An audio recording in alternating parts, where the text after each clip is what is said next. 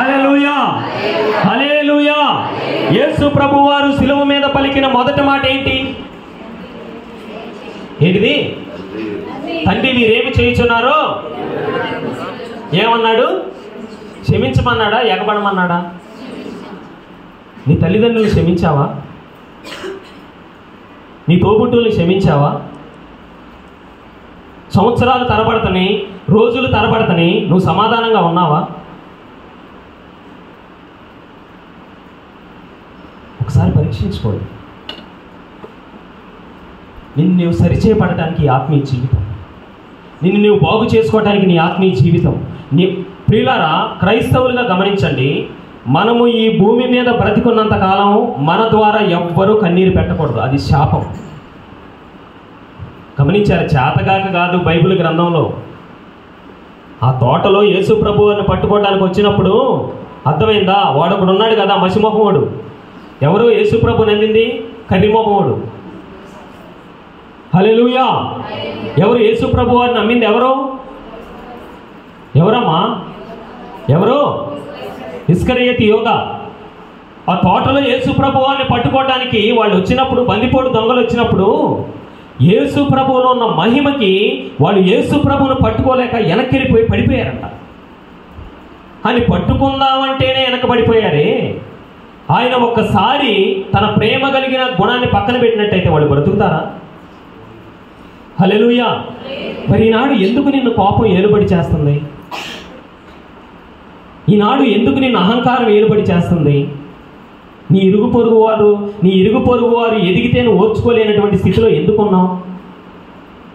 హల్లెలూయా. అన్నంటే తమ్ముడుకు పడదు, తమ్ముడంటే అన్నకు పడదు. కారణము ఆత్మ లేదు. ఉండాల్సినవి అన్నీ ఉన్నాయి. యేసు ప్రభు వారు పండగను ఆచరించిన తర్వాత తన తల్లిదండ్రులతో కలిసి తిరిగి మరలా తన ఇంటికి వస్తున్నాడు. వస్తుంటే మార్గ మధ్యంలో జరిగిన పని ఏంటంటే, ఎట్లా మిస్ అయ్యాడో, ఏం జరిగిందో తెలీదు. యేసు ప్రభు వాళ్ళ మధ్య లేడు. యేసు ప్రభు వాళ్ళ మధ్య లేడు.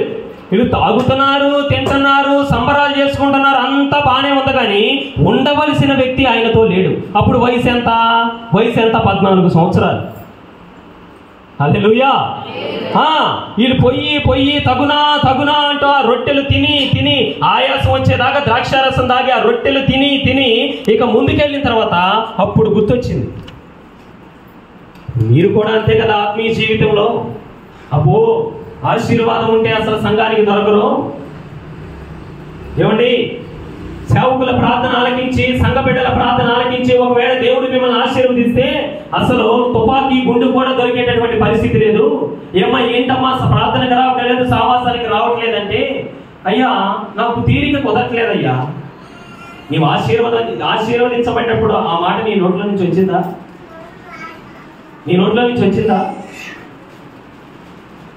నాకు తెలిసిన సంఘంలో ఒక ఆమె ఉంది, చిన్న వ్యాపారం పెట్టుకుంది.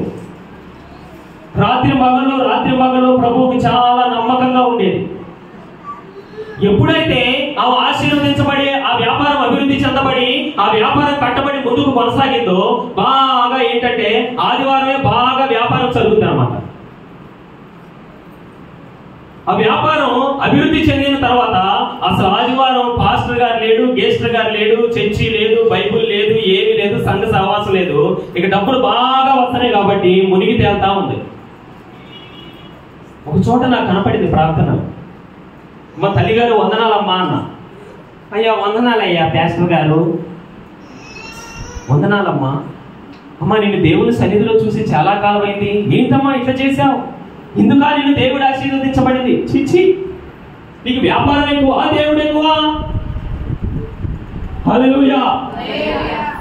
నీకు పని ఎక్కువ, దేవుడు ఎక్కువ. లేదమ్మా, నాకు చాలా బాధ కలుగుతుంది మిమ్మల్ని చూస్తుంటే. ఆశీర్వదించబడక ముందే మీరు ఆత్మతో నింపబడి ఉన్నారు. ఆశీర్వదించబడిన తర్వాత సంఘానికి, సేవకులకి, కట్టబడిన ఉపదేశానికి ఆశీర్వాదకరంగా ఉండాల్సినటువంటి మీరు ఇలా దిగజారిపోయారేంటి? మరే కుదరట్లేదు అయ్యగారు. మా 2 పిల్లలు, మా ఆయన, నేను, మాకు తోడు 3 పని మనుషులు పెట్టుకున్నా పని అవ్వట్లేదు. అవునా? మరి ఏమన్నా దేవుని సన్నిధికి వచ్చేటటువంటి ఆ ఆనవాళ్ళు ఏమన్నా ఉన్నాయమ్మా? ఆలోచిద్దాం అయ్యగారు. సరే నీకంటే ముందుగా ఆయన ఆలోచిస్తున్నాండి. దేన్ని చూసుకొని అయితే ఎగిరి పడుతున్నావు, ఏది ఉన్నది అని లోకంలో సంతోషిస్తున్నావు, దేన్ని చూసుకొని అయితే దేవుణ్ణి తోసివేస్తున్నావు, దేన్ని చూసుకొని అయితే ఆ సిలువ త్యాగాన్ని నవ్వుల పాలు చేస్తున్నావు, అది నీ దగ్గర నుంచి తీయబడక ముందే నువ్వు మారాలి. చప్పట్లు కొట్టావు. హల్లెలూయా. అది నీ దగ్గర నుంచి తీయబడక మునిపే నీవు ప్రభువు వైపుగా తిరగాలి. నీ ఆలోచనలు తలపులు సిలువ వైపుగా చేయాలి. ఏదో రోడ్లు ఎక్స్టెన్షన్ చేస్తున్నారంట, బాగా చక్కగా కట్టుకుంది, ఒక 6-7 సెంటుల్లో కట్టారు ఆ షాపు. అది భోజనం టిఫిన్ అన్ని జరుగుద్ది, ₹1000 ఆదాయం వస్తుంది. అటుపక్కగానే వేయాలనుకున్నారంట. వాస్తవానికి ఆ బ్రిడ్జి అక్కడ పడకూడదు. ఏమో దేవుని సన్నిధి మానేసింది కదా, ఎక్కడో పడాల్సింది తీసుకొచ్చి ఆ ఇంజనీర్ మనసు మార్చి ఆ ఇంజనీర్ కలెక్టర్కి ప్లాన్ ఇస్తే ఆ కలెక్టర్ కూడా కరెక్ట్ గా షాప్ దగ్గర ఏమని చెప్పాడు. దోల బాగా తీరిపోయింది. అర్థమైందా? ఇక ఆ తర్వాత బైబిల్ పట్టుకొని వచ్చి, మరి ప్రభు నామానికి స్తోత్రాలు, మీ అందరికి నా వందనాలు, అయ్యగారికి అమ్మగారికి నా వందనాలు. ఆశీర్వదించబడినప్పుడు ఏమయ్యారు అయ్యగారు అమ్మగారు? రాత్రి పగలు ఉపవాసం ఉండి నీ ఇంటి చుట్టూ తిరిగి, అర్థమైందా, నేను రాత్రి పగలు నీవు బాగుండాలని సేవకులు ప్రార్థన చేస్తారు. కనపడే ప్రార్థన కాదు. చప్పట్లు కొట్టండి. హల్లెలూయా. నేను ప్రార్థన చేస్తున్నాను, నేను ఉపవాసం ఉంటున్నాను, కబునా అంటూ నా దగ్గరికి రండి సేవకులు చేస్తారా? అలా చేసేవాడు సేవకులే కాదు. కానీ ఇక్కడ ఏర్పరచబడిన సేవకుడు దేవుని చేత పిలువబడిన వాడు. చప్పట్లు కొట్టు. హల్లెలూయా. హల్లెలూయా. మంది బలము కాదు, ఎవరి మంది బలము కాదు. ఎకరాల్లో మా స్థలం ఉంది, ఎందుకు? పరిశుద్ధాత్మ లేదు. దేవుడు అన్నాడు, చిన్న మంద భయపడకుడి. హల్లెలూయా. సేవకులు చేసేటటువంటి ప్రార్థన, సేవకులు చేసేటటువంటి విజ్ఞాపన నీకు తెలియదు. ఒక సహోదరి ఏం చేసిందంటే 40 లక్షల కట్నం ఇచ్చి పెళ్లి చేశారు. ఆ సహోదరికి ఎంత ఇచ్చారమ్మా? 40 లక్షల కట్నం ఇచ్చి పెళ్లి చేశారు. అయితే తను సరిగా తన కాపురాన్ని కొనసాగించట్లేదని నా దగ్గరికి వచ్చి 1 గంట సేపు ఏడ్చి నా కాళ్ళ మీద పడి చేతుల మీద పడి ఎంతో ప్రతిమలాడి భంగపడి, అయ్యా మీరు ప్రార్థన చేయండి అంటే, అమ్మా ఇబ్బంది ఏం లేదు, ప్రార్థన చేద్దాం. కఠినలో మనసు మార్చేది దేవుడే. అర్థమైందా? భయంకరమైనటువంటి క్రూరత్వం కలిగిన మనసు మార్చేది కూడా దేవుడే. గమనించారా? మీరు బాధపడకండి. ప్రియులారా, నేను ఇంకొంతమంది సేవకులు ఆత్మీయులు అందరూ కలిసి వాళ్ళకి తెలియకుండా ఉపవాసాల నుండి ప్రార్థన చేశాం. హల్లెలూయా. సరే, వాళ్ళు కలిశారు, మార్పు చెందారు, బాగానే ఆశీర్వదించబడ్డారు, మంచిగా ఉన్నారు. నేను ఏమీ వేరే ఉద్దేశించి అనట్లేదు. ఈనాడు క్రైస్తవులు ఉన్న భయంకరమైనటువంటి జబ్బు ఏంటంటే, ఆశీర్వదించబడితే సంఘం గుర్తురాదు. సేవకుడికి ఒక ₹10 ఇవ్వాలంటే, వామ్మో ₹10 ఏం చేస్తాడు ఆయన? మందిరం కట్టబడి ఉంది, సంఘం ఉంది, రాత్రి మగలో కానుకలు వస్తాయి, అయినా ఎందుకోలే? గమనించండి ప్రియులారా, మేము వేసేది తెల్లబట్టలే. అందరూ నా వైపు చూడండి. ఈ తెల్లబట్ట విప్పితే ఈ బట్ట వెనక ఎన్ని గాయాలు ఉన్నాయో తెలుసా? పరిశుద్ధాత్మను పొందుకోవాలి. చూపులో, నడకలో, పలకలో ఎప్పుడు కూడా సమర్పణ కలిగి బ్రతకాలి. మీకు ఒక రకమైన తీర్పే ఉంటది. మాకు ఎన్ని రకాల తీర్పులో తెలుసా? మా ద్వారా ఎవరు బాధపడకూడదు. మా చూపు ద్వారా, మా తిండి ద్వారా, మా ఆలోచన ద్వారా, తలంపుల ద్వారా ఎవరు బాధపడకూడదు. సేవకుడు వేసుకునేది తెల్లటి వస్త్రాలే, కానీ ఆ తెల్లటి వస్త్రాలు విప్పితే కనపడుతుంది నీకు గాయం. యేసు ప్రభు చూడటానికి నిలువుటంగి వేసుకున్నాడు. ఆ నిలువుటంగి ఇప్పిన తర్వాత, సిలువ మీద ఎక్కిన తర్వాత కనపడి గాయాలు. హల్లెలూయా. సేవకుడు వేసుకున్న బట్టలను చూసి సేవకుడిని అంచనా వేయొద్దు. ఆశీర్వదించబడిన తర్వాత నీకు స్వాతంత్రము ఎక్కడైతే సంఘంలో. చప్పట్లు కొట్టు. హల్లెలూయా. నీవు ఆశీర్వదించబడిన తర్వాత నీవు ఫలించాల్సింది లోకంలో కాదు, నీవు ఫలించాల్సింది నీ రక్త సంబంధికులు కాదు, నీవు ఫలించాల్సింది ఆశీర్వదించబడిన తర్వాత సంఘములో నీవు నాటపడాలి. ఈ చర్చిలో ఆ సౌండ్ సిస్టమ్ చూడండి ఎట్టుంది, ఎలా నిద్రపడుతుందండి మీకు. కళ్ళమంటే నీళ్లు తిరుగుతున్నాయి నాకు. ఏ దేవుడు మీ పట్ల ఏ కార్యం చేయలేదా? మా పట్ల దేవుడు చిన్నదో పెద్దదో కార్యం చేశాడన్నాడు. ఈ స్వాతంత్ర దినం అది చేయొద్దండి. మా జీవితాలు అయ్యా మేము ఈ మినిస్ట్రీలోకి వచ్చిన తర్వాత సేవకులు ప్రార్థన చేయగా మాకు ఒక కార్యం జరిగింది అన్నాడు. చేతులు ఎత్తండి, ఎత్తండమ్మా, చేతులు ఎత్తండమ్మా. ఏం కార్యాలు చేయలేదా దేవుడు మీకు? ఎత్తండి, చేతులు ఎత్తండి. చేతులు ఎత్తిన వాళ్ళ దేవుడు ఆశీర్వదిస్తాడు. ఎత్తండి, ఎత్తండి, ఫుల్గా ఎత్తండి. దేవుడు చిన్నదో పెద్దదో కార్యం చేశాడా? నిన్ను దీవించాడా? నిన్ను ఆశీర్వదించాడు కదా. ఏమిచ్చావు దేవునికి? ఏమిచ్చావమ్మా దేవుడికి? ఆ సౌండ్ సిస్టము ఇంకేదో మందిరాలు కట్టబడి ఉన్నాయి. ఆ మందిరాలు కట్టబట్టడానికి అయ్యగారు నేను ముందుకు వస్తాను, మందిరం కట్టబడాలి, అక్కడ అనేకులు ప్రార్థన చేయాలి, దేవుని నామం పేరిట నేను ముందుకు వస్తాను, నేను సహకరిస్తాను ఎప్పుడైనా అన్నావా? మీ పిల్లలకి కట్నాలు రావాలంటే అబ్బో సేవకుడు నెత్తి మీద బొచ్చంతా ఊడిపోయేదాకా పెడతావు ఉపవాస ప్రార్థన. మంచి సంబంధం రావాలి అయ్యగారు. కొడుకు పెద్దోడైతే చాలు, సంతలో గ్యాదనం వినట్టు అమ్మటమే ఆడపిల్లకి. ఏమో సంబంధం కుదిరిందన్నావుగా, ఏమైందంటే వాళ్ళు కట్నం తక్కువ ఇస్తానన్నారు అయ్యగారు. మరి ఎవరైతే ఎక్కువ ఇస్తానన్నారు? పలానోళ్ళు ఎక్కువ ఇస్తానన్నారు అయ్యగారు. ఎక్కువ ఇచ్చి పొలివేరు శక్తిని తీసుకొచ్చి ఇంట్లో పెట్టుకో. పొలివేరు శక్తిని తీసుకొచ్చి ఇంట్లో పెట్టుకో. హల్లెలూయా. నువ్వు ఫలించాల్సింది సంఘములో, నువ్వు ఫలించాల్సింది బలిపీఠం దగ్గర, నువ్వు ఫలించాల్సింది అపోస్తుల బోధలో. కానీ ఎక్కడ ఫలిస్తున్నావు? ప్రియులారా, ఒకవేళ నీవు అనవసరమైనటువంటి ప్రదేశాల్లో, అనవసరమైనటువంటి లోకములో నీ ఆశీర్వాదాన్ని కోల్పోతే నీకు స్వాతంత్రం రాలేదు. హల్లెలూయా. గమనించారా నా ప్రియమైన సహోదరి సహోదరులారా? కాబట్టి మీరు గమనించండి, నీవు ఎక్కడ ఫలించాలి? ఎక్కడ ఫలించాలి? నా మాటలు నేను ముగిచేస్తున్నాను, చెప్పండి మీరు ఎక్కడ ఫలించాలి? దేవుని పనికి తోడ్పడమా. నేను ఒక విషయం చెప్తున్నాను వినండి, నా మాటలు నేను ముగించేశాను. ఇదిగోండి జాగ్రత్తగా వినండి.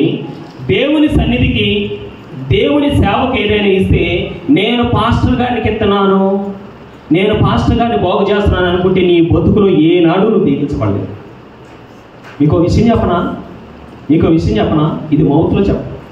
పూజారికి కానుకలు ఇస్తారా ఇవ్వరా? పూజారి గారు నేను ఇచ్చిన 10,000 దేనికి వాడారు? నేను మొన్న ఇచ్చాను కదా, అర్చన చేయించుకున్నాడు. 20,000 16 ఇచ్చాను కదా, దేనికి వాడాను ఎవరైనా అడుగుతాడా? వాడు సిగరెట్ తాగుతాడు, మందు తాగుతాడు, బీడీ తాగుతాడు, చుట్ట తాగుతాడు. ఆ ఒక్కరోజు మడి కట్టుకొని వచ్చి గర్భగుడిలోకి వెళ్ళి పూజ చేస్తాడు. వాళ్ళు ఎవరైనా అడుగుతారా? భార్య పిల్లలను వదిలిపెట్టి, భార్య జీవితాన్ని విడిచిపెట్టేసి, పిల్లలు ఏమైపోయినా పర్లేదని మిమ్మల్ని నమ్ముకొని ప్రాంతానికి వచ్చి ఇంతవరకు సేవ చేసినటువంటి సేవకునికి సంఘములో ఏ అవసరం ఉంది, సంఘము ఏ రకంగా అభివృద్ధి చెందాలి, ఇంకా ఏ నిర్ణయాలు తీసుకుంటే సేవ అభివృద్ధి చెందింది ఏనాడైనా ఆలోచించావా?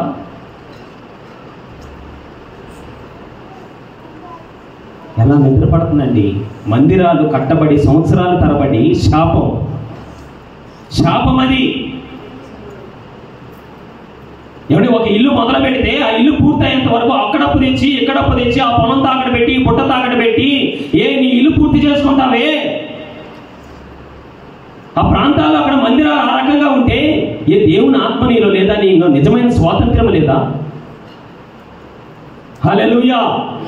అనేక సాక్ష్యాలు విన్నారు, సేవకులు చెప్పారు. పరిశుద్ధ బైబిల్ గ్రంథంలో కూడా నాకు ఇచ్చి ఎవరైతే దేన్ని కోల్పోయారో అది ఏమీ లేదు, నాకు ఎవరైతే ఇస్తారో రెట్టింపుగా వాళ్ళని ఆశీర్వదిస్తాను. చప్పట్లు కొట్ట హల్లెలూయా. దేవుడికి ఎవరైతే ఇస్తారో ఇచ్చి నష్టపోయిన ఎవరు లేరు. నేను మరలా చెప్తున్నాను, నా మాటలను నేను ముగిస్తున్నాను. నీవు పాస్టర్కి ఇచ్చాను, పాస్టర్ని బాగు చేస్తున్నాను అనుకుంటే జీవితంలో నువ్వు బాగుపడలేవు.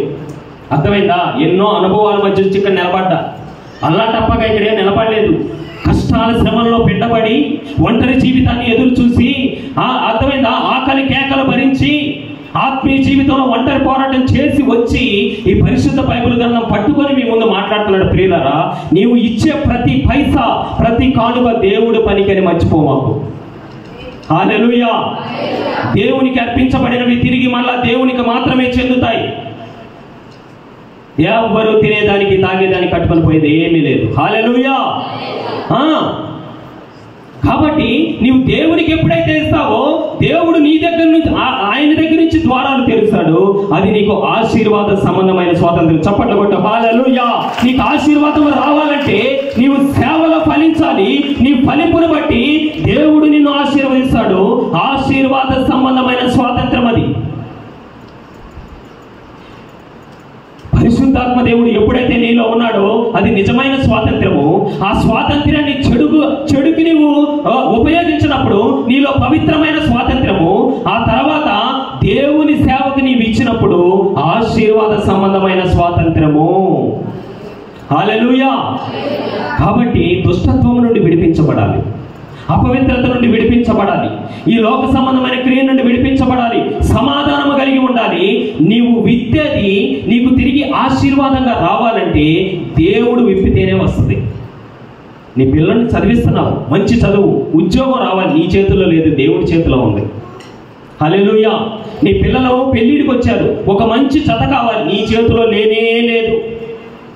హల్లెలూయా. మంచి వాళ్ళు అనుకొని వివాహం చేసినటువంటి వాళ్ళు ఎంతమంది లోకానుసారంగా మారిపోలేదు. హల్లెలూయా. గమనించండి ప్రియులారా, మనకి అసలైన స్వాతంత్రం ఎక్కడ ఉందంటే దేవుని ఆత్మలో ఉంది. ఈవేళ ఏంటి మన యొక్క ఈవేళ పండగ ఏంటిది? స్వాతంత్ర దినోత్సవం. ఆ స్వాతంత్ర దినోత్సవం లోకానికి గమనించారా, పొరుగు దేశం వాళ్ళు మన దేశం నుంచి వెళ్ళిపోయినప్పుడు వచ్చిందేమో. క్రైస్తవులకి స్వాతంత్రం ఎప్పుడు వచ్చిందంటే నీ శరీరంలోంచి పాపము వెళ్ళిపోయినప్పుడు నిజమైన స్వాతంత్రం. చప్పట్లు కొట్టు హల్లెలూయా. నీ శరీరంలోంచి అపవిత్రత వెళ్ళిపోయినప్పుడు స్వాతంత్రం. నీ శరీరంలో నుంచి దుష్ట సంబంధమైనటువంటి సాంగత్యము వెళ్ళిపోయినప్పుడు నిజమైన స్వాతంత్రం. హల్లెలూయా. కాబట్టి ఆ స్వాతంత్రాన్ని, ఆత్మానుసారమైన స్వాతంత్రాన్ని మనం పొందుకోవాలి. పొందుకుందామా వద్దా? లేకపోతే ఆగస్టు 15 నాడు చేసేటటువంటి స్వాతంత్రమే చేద్దామా? హల్లెలూయా. ఒక్కసారి ఒక్క వచనం చివరిగా చదవండి. నా మాటలు ముగించేశాను, ఒక్క 2 నిమిషాల్లో ముగించేస్తాను. ద్వితీయోపదేశకాండము 15:9 ముగించేశాను. ఈ మాటతో నేను ముగిస్తాను. ద్వితీయోపదేశకాండం 15:9. ద్వితీయోపదేశకాండం 15:9. విడుదల సంవత్సరమైన 7వ సంవత్సరమున సమీపమైనదని చెడ్డ తలంపులు నీ మనసులో పుట్టక ఉండునట్లు జాగ్రత్త పడుము. బీదవాడైన నీ సహోదరుని ఎడల కటాక్షము చూపక నీవు వానికేమీ ఇయ్యకపోయిన ఎడల వాడొకవేళ నిన్ను గూర్చి యెహోవాకు మొరపెట్టును, అది నీకు పాపము. అసలు ఇక్కడ దాగుంది అసలైన స్వాతంత్రం. విడుదల సంవత్సరమైన 7వ సంవత్సరము సమీపమైనది చెడ్డ తలంపులు నీ మనస్సులో పుట్టకయుండునట్లు. హల్లెలూయా. ఏ తలంపులంటమ్మా? ఏ తలంపులు? ప్రభు మన నుండి అపవిత్రత సంపూర్ణంగా ఈ ప్రార్థన ద్వారా తీసివేయునుగాక. ప్రతి విధమైన చెడుని దేవుడు దూరపరిచి బంధించునుగాక. ప్రతి విధమైన సకల అపవిత్రతలు దేవుడు మన శరీరం నుండి దూరపరచునుగాక. హల్లెలూయా. బీదవాడైన నీ సహోదరుని ఎడల కటాక్షము చూపక నీవు వానికి ఏమీ ఇవ్వకపోయిన ఎడల వాడొకవేళ నిన్ను గూర్చి యెహోవాకు మొర్రపెట్టును, అది నీకు పాపమంట. ఈ స్వాతంత్ర దినమందు నీవేం చేయాలో తెలుసా? బీదలను కటాక్షించాలి. ఎంతసేపు నువ్వు వండుకొని నువ్వు ఫ్రిడ్జ్లో పెట్టుకొని మళ్ళా దాన్ని తిని అది పాచి పట్టిపోయిన పాచిమోహం వేసుకొని తినడం కాదు. కొంతమంది ఉంటారు, ఈ ఫ్రిడ్జ్లు ఏమంటా వచ్చినాయో అయ్యగారు, దాన ధర్మాలే లేవు. ఈ ఫ్రిడ్జ్లు ఏమంటా వచ్చినాయో, ఏమైనా పూరి గుడిసెల్లో కూడా ఫ్రిడ్జ్లు ఉన్నాయి. ఆ తింటూ ఏదైనా వండుకున్నారనుకో, 1 కిలోనో 1/2 కిలోనో వాళ్ళు తిన్నంత తిని మిగతా దాన్ని ఒక బాక్స్లో పెట్టేసి ఆ ఫ్రిడ్జ్లో పెట్టేయడం. అర్థమైందా? అది పాసి పట్టి గబ్బు పట్టి వాసన చల్లగా ఉంటుంది కాబట్టి మెత్తగా వెళ్ళిపోతుంది కడుపులో. హల్లెలూయా. దాన ధర్మాలు లేవు. ప్రభు ఏమని చెప్తున్నాడు తెలుసా? దానము ధర్మము నాకు ఇష్టమైన బలియాగం. చప్పట్లు కొట్టు హల్లెలూయా. దానము ధర్మము చేయటం మర్చిపోకు. ఇక్కడికి వస్తావు, ఆరాధన చూసుకుంటావు, ఆరాధన అయిపోయిన తర్వాత సేవకులు భారం కలిగి పరిచయం చేయాలి, అనేక భోజనాలు పెట్టాలి, సంఘాన్ని అభివృద్ధి పరచాలి, సేవను ముందుకు తీసుకువెళ్ళాలి, మందిరాలు కట్టాలి అన్నప్పుడు అర్థమైందా? తీగ తీస్తామన్నమాట. ఒక 5 రూపాయల బిళ్ళ టింగుమని వేస్తారు. హల్లెలూయా. అమ్మా, ఇబ్బంది ఏమీ లేదు. నీవు ఎంతైతే దేవునికి ఇస్తావో అంత దేవుడు నీకు ఇస్తాడు. ఇంకా నువ్వు ఏదో ముష్టోళ్ళకి వేసినట్టు 5 రూపాయలు, అర్థమైందా? కొంతమంది ఏం చేస్తారంటే మంచిగా ఉంచుకొని, అర్థమైందా, అతుకు పట్టిన పేపర్లు వేస్తారు. అంటే దాన్ని అయ్యగారు మార్చుకోవాలన్నమాట. హల్లెలూయా. గమనించండి ప్రియులారా, నేను మాట్లాడుతుంటే మీకు చాలా సంతోషంగా ఆనందంగా ఉండొచ్చేమో, కానీ ఒకసారి ఆలోచించండి, ఆశీర్వదించబడటానికి ఇవి లక్షణాలు కావు. నేను మరలా చెబుతున్నాను, దేవుని ప్రేరేపణ చొప్పున నీవు దేవుని సన్నిధిలో ఏదైనా ఇచ్చినట్లయితే, నేను పాస్టర్ గారిని బాగు చేస్తున్నాను, పాస్టర్ గారి పిల్లలను బాగు చేస్తున్నాను, అమ్మో ఇంత ఇద్దామని అనుకుంటే ఎన్నడూ దీవించబడలేవు.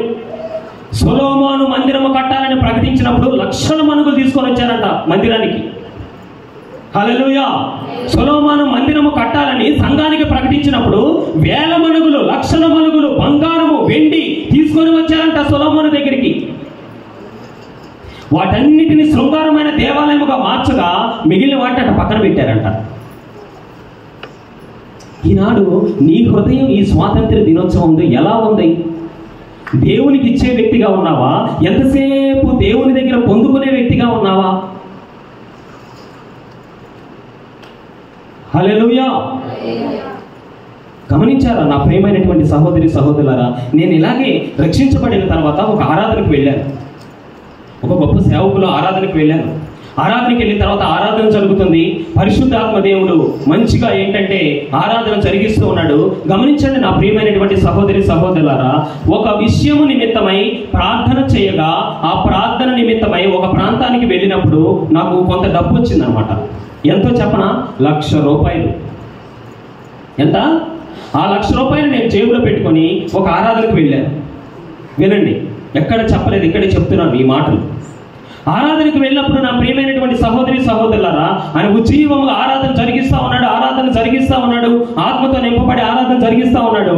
ఆరాధన జరిగిన తర్వాత గమనించారా, దేవుడు మీ దగ్గర ఏదైతే ఉన్నదో దాన్ని మీరు దేవునికి ఇచ్చినట్లయితే నా బిడ్డ దేవుడు నేను వాడుకుంటాడు, దేవుడు నేను ఆశీర్వదిస్తాడని ఇలాగే మాట్లాడుతూ ఉన్నాడు అనమాట సేవకుడు. ఎవరికి తోచిన రీతిగా వాళ్ళు ఇస్తున్నారు. గమనించండి ప్రియులారా, 2 50,000 రూపాయల కట్టలు నాకు దేవుడే ఇచ్చాడు అనుకుంటా. వాళ్ళు దగ్గరికి వచ్చినప్పుడు ఆ 2 తీసి దాంట్లో వేసేసాను. ఏం చేశాను? దాంట్లో వేసేసాను. విజయవాడలో జరిగింది ఇది. హల్లెలూయా. యేసు ప్రభు నాతో మాట్లాడుతున్నాడు, నా పరిచర్యకి రా అని. నేనేమో రాను అయ్యా, బాధలు నా వల్ల కాదయ్యా, విశ్వాసిగా ఉంటాను, ఏదో ఒక ఉద్యోగం చేసుకొని నీ కోసం బతుకుతానంటే తోలు తీస్తా అన్నాడు యేసు ప్రభు. హల్లెలూయా. నిన్ను లోకం నుంచి ఏర్పరచుకుని, ఎందుకంటే నువ్వు ఉద్యోగాలు చేసుకుంటావని కాదు, ఆత్మల ఉద్యోగం చేయాలి. చప్పట్లు కొట్టం. హల్లెలూయా. ఆత్మలు రక్షించాలి. హల్లెలూయా. ఆత్మల కోసమై ఒక పరలోక సామ్రాజ్యాన్ని తయారు చేయాలి, ఏర్పరచబడు లోకం నుండి అన్నాడు. ఇక ఆ సందర్భాల్లో దేవునితో నా యొక్క వాదన జరుగుతూ ఉన్న సందర్భంలో పిల్లలు ఎంత వేసేసాను? 250,000 కట్టలు. ఇంక బయటకు వచ్చిన తర్వాత గుండెల్లో వణుకు స్టార్ట్ అయింది. అలాంటి ప్రాంతానికి వెళ్ళాను, డబ్బులు తీసుకున్నాను. ఇప్పుడు అమ్మకి ఏం సమాధానం చెప్పాలి? అసలు ఇదేంటి ఇలాంటి పని చేశాను అని అనుకున్నా. కానీ దేవుని ఆత్మ మాట్లాడుతుంది, నా కుమారుడా, త్వరలోనే రెట్టింపు ఆశీర్వాదాన్ని నీకు ఇస్తాను. హల్లెలూయా. హల్లెలూయా. గమనించండి నా ప్రియమైనటువంటి సహోదరి సహోదరులారా. సరే, నేను ఇంటికి వెళ్ళాను. ఇంటికి వెళ్ళిన తర్వాత అమ్మతో ఏం చెప్పాలి మరి? అర్థమైందా? అమ్మతో ఏం చెప్పాలి? సరే వెళ్ళాను. ఏయ్యా డబ్బులు తీసుకొచ్చావా? తీసుకొచ్చానమ్మా. ఇంకా అమ్మ మాట్లాడలేదు. సరే అయ్యా ఉంచు అన్నది. హల్లెలూయా. ఉంచు అన్నది. రూపాయి కాదు, 2 రూపాయలు కాదు, మాటలు నేను ముగిస్తాను, వివరించండి. 1,00,000 రూపాయలు ఎక్కడి నుంచి తీసుకురావాలి నేను?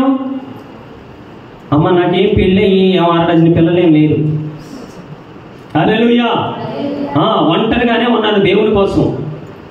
ఆయన చిత్తమైతే వివాహం చేసుకుంటాం, లేకపోతే ఇలా బ్రతుకుతాం. యేసునామం. హల్లెలూయా. ఏం చేయాలో అర్థం కావట్లేదు. రూపాయి కాదు, 2 రూపాయలు కాదు, 1,00,000 రూపాయలు దేవుని సన్నిధికి ఇచ్చేసాము. కాబట్టి గమనించండి నా ప్రియులను, ఏం చేయాలో అర్థం కావట్లేదు. ఒక రోజు గడిచింది, అమ్మ నమ్మకంతో నన్ను అడగలేదు. 2వ రోజు అయింది, 3వ రోజు అయింది. ఒక ప్రాంతం నుంచి ఒక వ్యక్తి ఫోన్ చేశాడు. ఫోన్ చేసి, అయ్యా మీరు ఒక స్థలాన్ని ఒక చోట అమ్మారు కదా, ఆ స్థలం వాస్తవానికి ఇంత అమ్ముడిపోయింది, ఇగో ఇంతగా ఇంకా ఈ డబ్బులు మిగిలినాయి అయ్యా, మీరు పలానా చోటకు వచ్చినట్లయితే నేను ఇస్తాను అన్నాడు. చప్పట్లు కొట్టండి. హల్లెలూయా, హల్లెలూయా. ఆయన నా చేతిలో తీసుకొచ్చి పెట్టింది అర్థమైందా? 2,75,000 రూపాయలు. నేను ఎంత ఇచ్చేసాను? నా వయసు ఎంత, నేనెంత?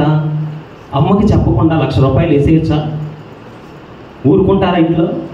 మీ ఆడవాళ్ళు తక్కువ వాళ్ళు కాదమ్మా, కొంప తగలబెట్టేస్తారు.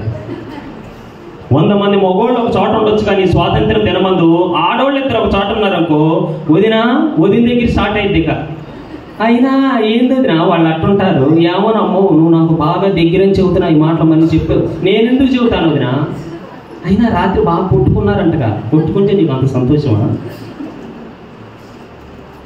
హల్లెలూయా. పక్కన ఉంటారు, సమాధానం ఉండదు. ఒక ఈదులో ఉంటారు, సమాధానం ఉండదు. ఏమండి, కింద స్టేర్లో పై స్టేర్లో ఉంటారు, సమాధానం